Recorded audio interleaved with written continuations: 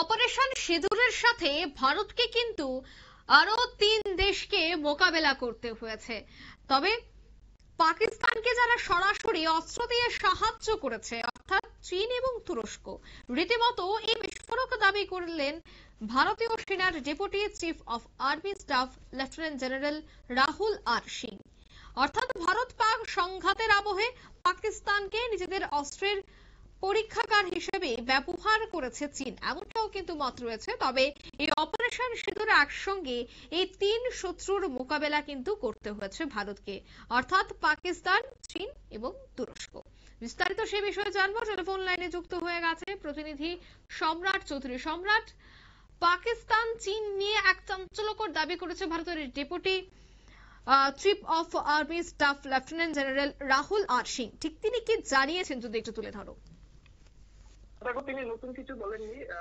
ভারতীয় নৌসেনার deputy chief army staff lieutenant general Rahul Singh যে বিষয়টি তুলে ধরেছেন একটু অন্য দৃষ্টিভঙ্গিতে তুলে ধরেছেন। বিষয়টি হচ্ছে অপারেশন সিন্দুর চলাকালীন ভারত শুধুমাত্র পাকিস্তানের জঙ্গি ঘাঁটিগুলি নিকেশ করার জন্য শুধু তারা সামরিক শক্তি প্রয়োগ করছিল, পাশাপাশি চীন এবং তুরস্ককেও কিন্তু প্রতিরোধ করছিল। কারণ পাকিস্তান এই অপারেশন সিন্দুর চলাকালীন যে ধরনের অস্ত্র ব্যবহার করে ভারতকে প্রতিরোধ করেছে বা ভারতের উপর হামলা করেছে, সেগুলি মূলত আমরা ড্রোন গুলি সম্পর্কে আগে দেখেছি যে তুরস্কের ড্রোন ব্যবহার করা হয়েছে। তাছাড়া চীনও কিন্তু বিভিন্ন অস্ত্র এবং সামরিক সামগ্রী দিয়ে পাকিস্তানকে সাহায্য করেছে।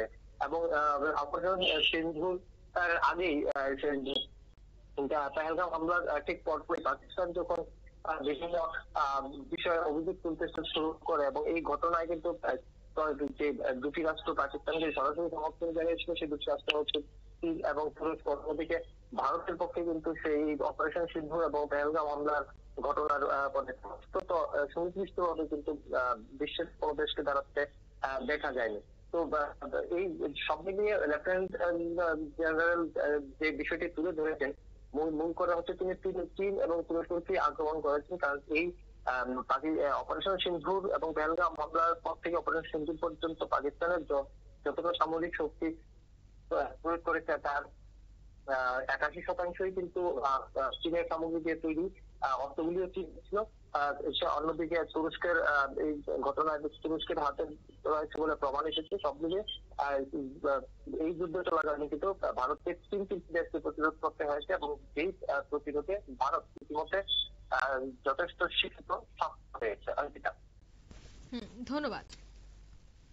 অর্থাৎ অপারেশন সিঁদুরের পরেও কিন্তু দেখা গেল যে ভারতীয় সেনার deputy chief of army staff lieutenant general Rahul R Singh তিনি কিন্তু এই বিষয়টা নিয়ে বক্তব্য রাখলেন এবং ভারতীয় সেনার শীর্ষ কর্তার কথায় অপারেশন সিঁদুরের সময় ভারতের বিরুদ্ধে সামনে থেকে হয়তো শুধু পাকিস্তানই লড়েছিল, কিন্তু পেছন থেকে দুটি দেশ সরাসরি পাকিস্তানকে সাহায্য করেছিল, একটি চীন এবং দ্বিতীয়টি তুরস্ক।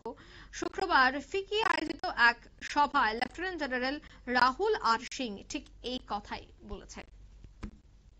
নিয়ে নিয়েছি ছোট্ট একটি বিজ্ঞাপন বিরতি, সঙ্গে থাকুন।